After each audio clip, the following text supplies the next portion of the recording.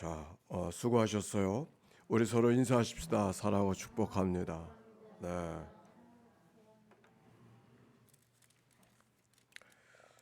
자, 오늘 성경의 말씀 29장부터 32장까지 말씀을 읽었는데 주변의 나라들을 하나님께서 다 공의로 다스리시는 이야기를 어제부터 읽어가게 됐죠. 그런데 오늘 29장부터 32장까지는 모두 애굽에 대한 주변 다른 나라가 아니라 애굽의 심판에 대한 말씀이 오늘 29장부터 32장까지의 말씀입니다. 하나님께서 이스라엘 백성들, 특별히 포로로 잡혀가 있는 백성들에게 하나님의 주시는 말씀을 하면서 왜 주변 나라들을 심판하시는 이야기를 하고 있는가?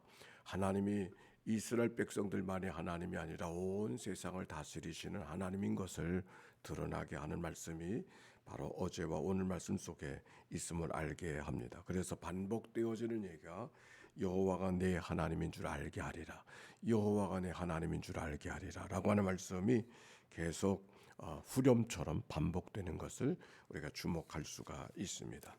자, 29장의 말씀, 여기 애굽에 대해서 이야기하는데 애굽에 대해서 악어 같은 사람이라고 갈대 지팡이라고 비유를 해주면서 바로 그들의 모습을 설명해 주고 있습니다. 29장 3절의 말씀 한번 읽어봅시다. 시작.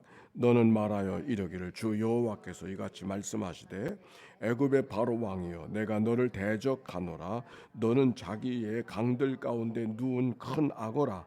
스스로 이르기를 나의 이름은 내 것이라 내가 나를 위하여 만들었다 하는도다. 여기 성경의 말씀 애굽을 무엇으로 비유하고 있는가 하니 큰 악어로 비유하고 있습니다. 애굽에는 큰 강이 있잖아요. 나일강. 이 나일강은 세계에서 가장 긴 강을 아마존강이라 그러는데 그 아마존강과 강 길이가 비슷합니다. 아프리카 중앙 고지대, 동부 고지대로부터 시작해서 이집트의 그 북부 해안까지 무려 6,500km를 흐르는 강이 나일강이죠. 서울서부터 부산까지의 거리가 400km 정도 되는데 강 길이가 6,400이니까 10배도 훨씬 더 되는 그런 엄청난 자리입니다. 그래서 그 애굽의 나라는 다 사막의 지대였지만은 그래도 나일강이 늘 물이 흐르고 있어서 아주 풍부하게 흐르고 때마다 그 강이 범람을 해서 주변의 땅들이 비옥한 땅이 퇴적층이 많아서 비옥한 땅이 되어지고 그래서 농사를 잘 짓는.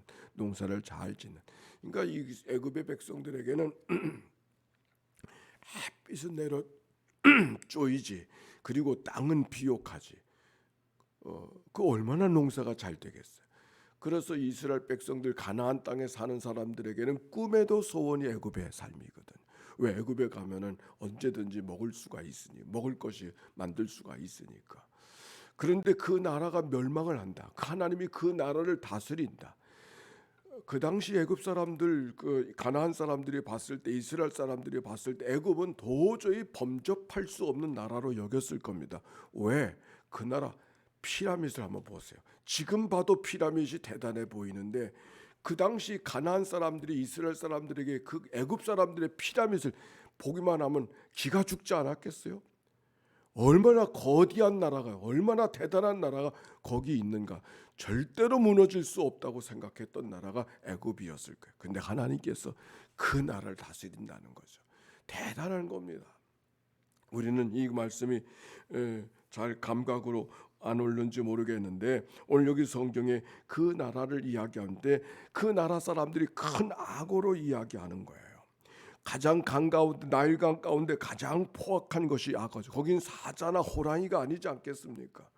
악어가 가장 포악한 것인데 그 백성들이 그런 악어와 같은 역할을 했다고 하는 것이죠. 포악한 악어와 같이 자신의 국력과 부를 얻기 위해서는 무슨 짓도 다 하는 그런 모습. 뿐만 아니라 이 강은 내 것이라 내가 나를 위하여 만들었다고 이야기하면서 아주 호기를 부리던 나라가 그 애굽의 나라고 바로 왕이었었죠.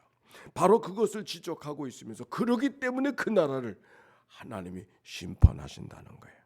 하나님이 세상 속에 하나님의 것이 되어야 되는데 내 나라는 내 것이라고 이야기하는 그 백성들, 하나님이 그들을 심판하시는 이야기가 오늘 성경 속에 기록이 되어져 있습니다. 오늘 나일강을 내 것이라고 그래서 포악한 악어와 같은 마음을 갖고 살고 있던 애굽의 백성들이 바로 이 시대를 살고 있는 우리들 모습 같지는 않습니까?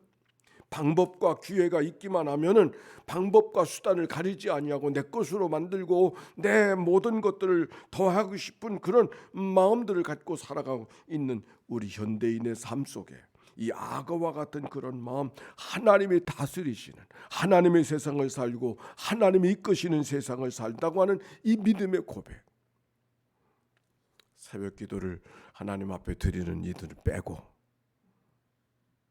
우리들 고백 속에 그런 고백을 해야 될 겁니다. 하나님이 하셨습니다. 하나님의 것입니다. 하나님의 생명입니다. 하나님이 이끄십니다. 이 믿음의 고백을 갖고 오늘도 살아가야 할 것입니다. 또 6절의 말씀 한번 봅시다. 6절의 말씀에 보니까 시작. 애굽의 모든 주민이 내가 여호와인 줄 알리라. 애굽은 본래 이스라엘 족속에게 갈대 지파이라. 애굽이 원래부터 갈대 지파이가 아니잖아요.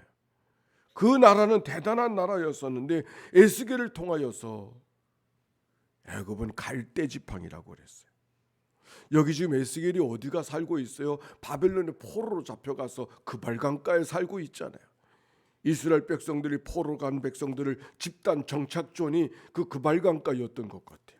바로 그곳에 살고 있어서 지금 남의 나라에 지금 포로로 잡혀 있지만 하나님의 백성이기 때문에 그의 꿈과 시역과 기계는 애굽을 넘고 있는 것이죠.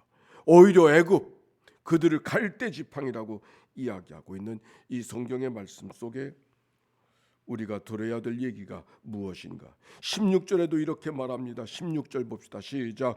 그들이 다시는 이스라엘 족속의 의지가 되지 못할 것이요 이스라엘 족속은 돌이켜 그들을 바라보지 아니하므로 그 죄악이 기억되지 아니하리니 내가 여호와인 줄을 그들이 알리라 하셨다 하라. 이스라엘 백성들의 의지가 더 이상은 될 수 없다고 하는 말씀.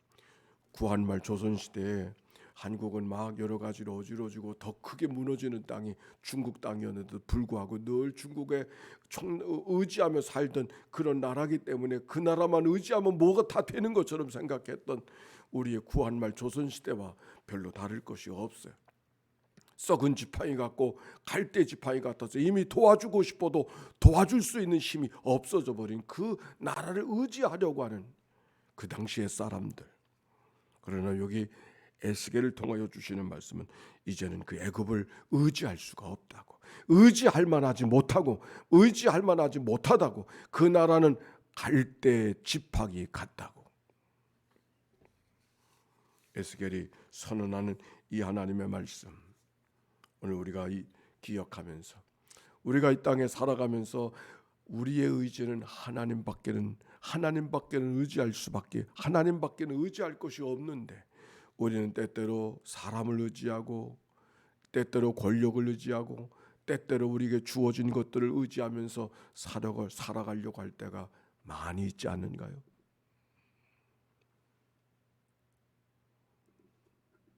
오늘 성경은 그렇게 말씀하고 있지 않습니다. 갈대 지팡이, 너희들이 의지하려고 하는 것은 마치 갈대 지팡이를 의지하는 것 같다고.